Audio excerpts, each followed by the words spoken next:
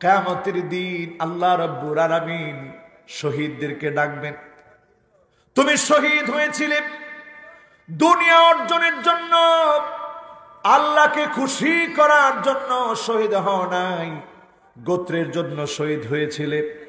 ফেরেশতা তার মাথাটাকে নিচের দিকে দিয়ে দাও, পা উপরের দিকে দিয়ে দাও।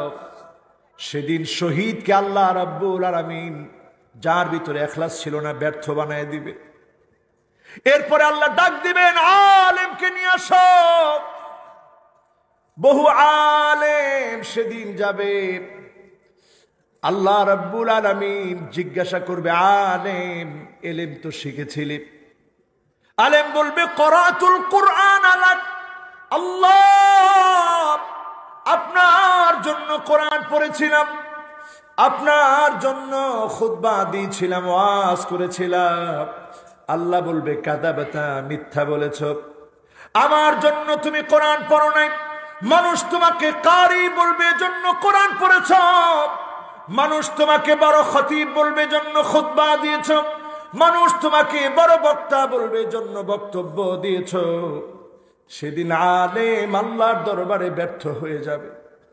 আল্লাহ এমন আলেম বানায়া অন্ধকার কবরে আপনি নিয়েন না, পড়েন আমি, বড় ভয় লাগে। এরপর আল্লাহ পাক দানবীররে ধরবে, অনেক দান করেছিলাম আমার জন্য। দানবীর বলবে, আল্লাহ অনেক দান করেছিলাম।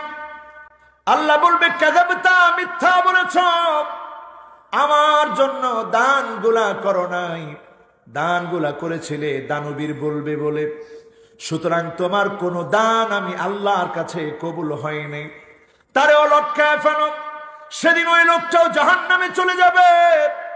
যত কথাগুলো আমরা বলি ইখলাসের সাথে যদি বলতে পারি, যিনি দুনিয়া আখিরাতে সফল বানায় দিবেন তিনি কি?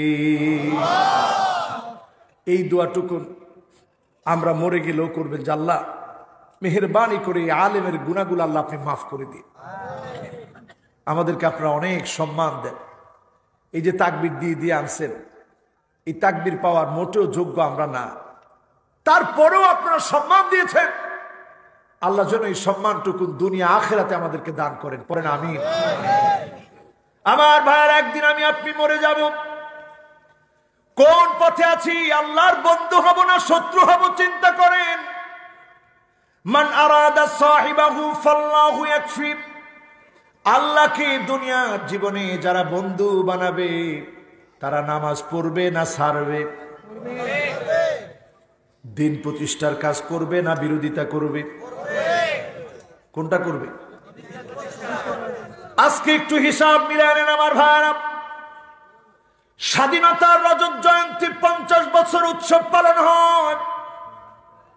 দুঃখজনক সত্য, স্বাধীনতার কথা আমরা বলি, বিজয়ের কথা বলি, এখনো বহু আলেম অন্ধকার প্রকোষ্ঠের মধ্যে, অন্ধকার কারাগারের ভিতরে রাত দিন কষ্টে কাটাচ্ছে, ঠিক না বেঠি?